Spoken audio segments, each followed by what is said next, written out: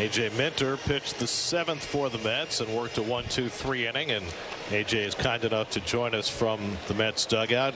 A.J., it's Gary and Todd in the booth. You were just saying you've been kind of a road warrior this spring. You finally got a chance to pitch in Port St. Lucie. It was definitely nice to pitch out here in front of these Mets fans, and it was giving me a good taste of what the season's going to hold. There's been some question coming through the middle part of spring training, since you got a bit of a late start coming off hip surgery, whether you'd be ready for opening day. What are your thoughts right now? Yeah, initially,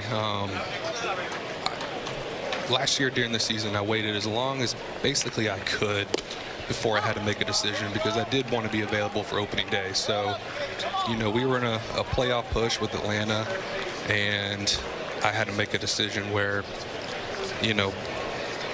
I want to pitch for another, 7-8 years, hopefully. And to do that, I knew I needed to have surgery. So I figured in August, I shut it down, just knowing the rehab process was probably, the doctor said 7 to 9 months. So 7 months is, I'm right at 7 months right now. And that's, the very beginning of when I would be back. But I feel great. And I think that was the biggest thing going into this, is we're not going to rush it. We're just going to see how I throw and make a decision, or a last-minute decision. And we're still doing that. Yeah, A.J., it's Todd Zeal. How are you? Great outing. Appreciate it. Wondering, with an injury like the hip, which is not something with your arm, has there been anything that's a surprise for you? Has your arm been able to maintain its strength, or has there been some balance with the arm as well when you're rehabbing the hip? Yeah, knock on wood, but my arm feels amazing. Not throwing as much last year probably helps, and this is really the first time where my arm feels really good, and it's really strange for me as being a reliever. But yeah, right now it's just all hip stuff. It's just getting strength back in the leg, and getting where I'm pitching down the mound and exploding and able to use my legs.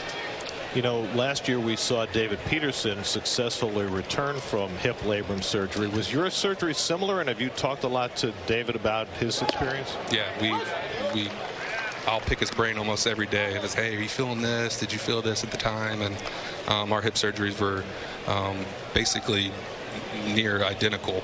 I think I had a little bit more damage in mine. I ended up having to get a microfracture. I'm not sure if PD did or not, but yeah, very similar in the rehab process. That's what helps me. The training staff here has been absolutely amazing. They've been putting my butt to work, and yeah, the goal is to be ready for opening day. But like I said, we're going to pitch again on Monday and hopefully make a decision then. What is it that you were feeling last year that you're feeling differently this year as Siri goes back and makes a typically fine Siri catch? What couldn't you do that maybe you can now do with the repaired hip? Yeah, I think, us relievers, we're used to, I guess, pitching not at 100%. We're used to pitching, something is nagging and bugging us. And I've known my hip has always caused problems for, I would say, like about 4 years now. And 2022, I was throwing, had my best year, throwing really hard. And then 23, I noticed the velocity started dipping, and my lower back started really killing me. And didn't think anything of it, because obviously my arm felt fine, and I'm not going to, obviously say anything. So I just kind of got through that year. And then 24, same thing. The velocity kind of dipped even lower, and my lower back was just killing me all the time. Just sleeping at night was just killing me, getting up in the mornings. And I finally said something to our team doctor in Atlanta. I said, hey, you want to look at my hip real quick? And sure enough, we got an x-ray right away. We could see it's called a cam lesion on my femur. And that's just bone on bone, just grinding on each other. Went and got MRI the next day, torn labrum, pretty bad in there. And so, yeah, it was just a matter of me not able to use my legs properly, and just body overcompensating. Lower back starts to kick in, and then, yeah, you're just not able to explode. Yeah, I was wondering, because it was gradual like that, did you find yourself making adjustments and compensating that now, if it frees up, are you going to, is there anything that's residual from trying to compensate for it over the last 4 years that you're going to have to reteach yourself, or would just come naturally to have that hip not be a factor? Yeah. And we're still working at that right now. This is still an ongoing process. I've trying to get out of bad habits that I've accumulated over the last 2 years.